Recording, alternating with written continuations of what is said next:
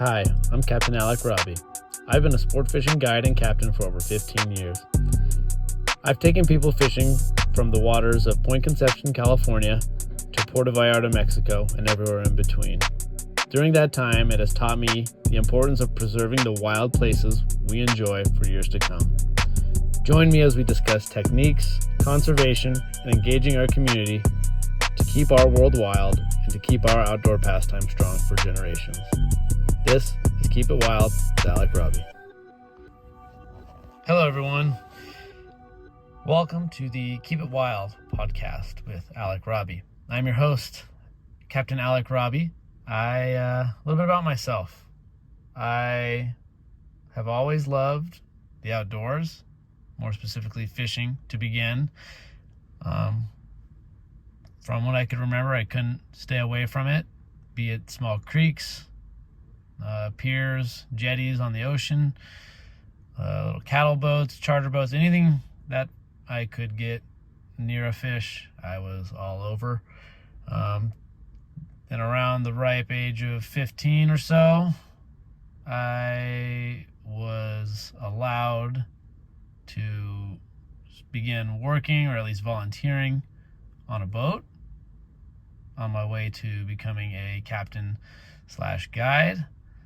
Eventually, when I was 18, was able to start picking up the pace, and after I graduated college, I was able to do it full time from there on out, mainly specializing in the waters off of Southern California into Baja, Mexico, basically based out of San Diego, fishing all the way to Puerto Vallarta and some areas in between, as well as some of the local Southern California charters in the California Bight, which is basically the tip of Point Conception, right around Santa Barbara, all the way to San Diego, the U.S.-Mexican border. So that's my specialty. But I love fishing everywhere as a guest, as a non-guide. I like to hunt, love to hunt, and basically the entirety of the West really intrigues me, and I've came to grow quite fond of. During the time I have made it a professional career, I have seen the cycles of fish, both fish and game, wildlife in general, go through some changes. Some just unexplainable, nature just runs its course, and some definitely are caused because of our human interaction.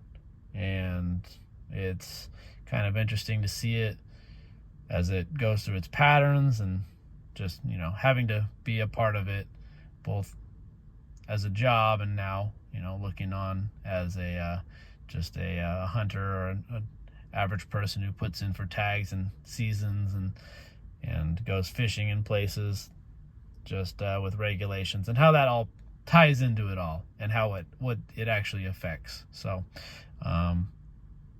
bottom line is, we all have the opportunity to dramatically affect the future for the outdoors in general.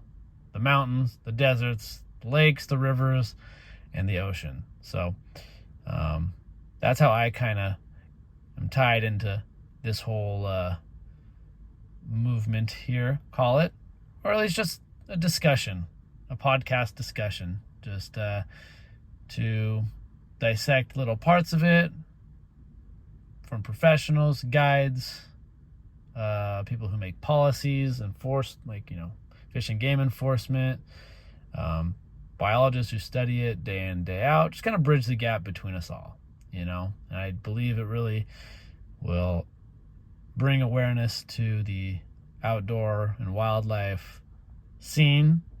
And one thing I've noticed is, the more awareness there is of these places and the life it has, the more people want to protect it and keep it good for generations to come. So that's, in a nutshell, what this is, the intention of this podcast is about.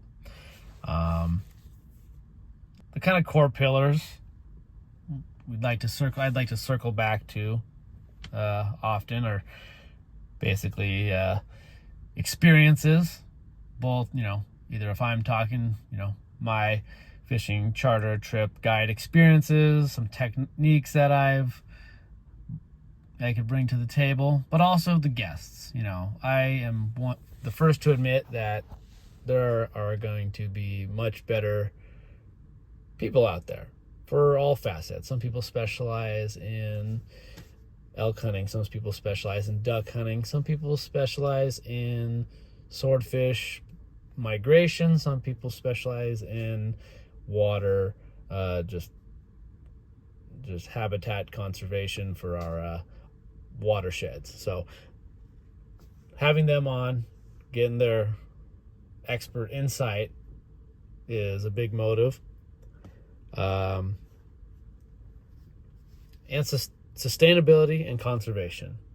That's kind of the no-brainer. That's kind of the main goal here. Keep it around and keep it healthy for years to come. Keep it so my kids can go to the same spots or areas or have a chance at the same species of fish, the same mountains, the same animals running around. Obviously cycles come and it's going to be different in little ways, but it'd be nice for my kids to be able to catch a white sea bass off Southern California. It's nice for them to catch a 200-pound tuna off of San Clemente Island. It'd be nice for them to go into Mexico, to one of the islands down there, and there's more yellowtail than they ever dreamed of. Hiking a mountain in Nevada or Arizona or Colorado and just have a herd of elk running by or amongst them, and just have that rather than it develop into something else and their habitat becomes a spot for wind turbines or something or other. So sustainability, conservation, really want all the experiences, if not more opportunity for the experiences I have had. I want that to be present in the future. So however we can do that with whatever guests that could promote that, that's another big goal. And then finally, just community engagement. Community is really a term that I like. The people around you, and it could be your immediate community, it could be your state, it could be your region, United States, the world, whatever. The community is there to help take care of each other, and it's there to, just a group of like-minded people towards a like-minded goal. So whatever that entails. Community engagement. I love to fish. Someone's never fished. Take them fishing. Engage our youth, engage people into the activities we like, to make them aware of what's out there and give them a reason to protect it and promote it so the populations and the atmosphere is just healthy and around for many years to come. So those are the pillars like to stick by here. So chapter 1 there, and we'll see what the next episode holds. But brief little intro there, little background on myself, and we'll take it from there. Thank you all for joining, and thank you.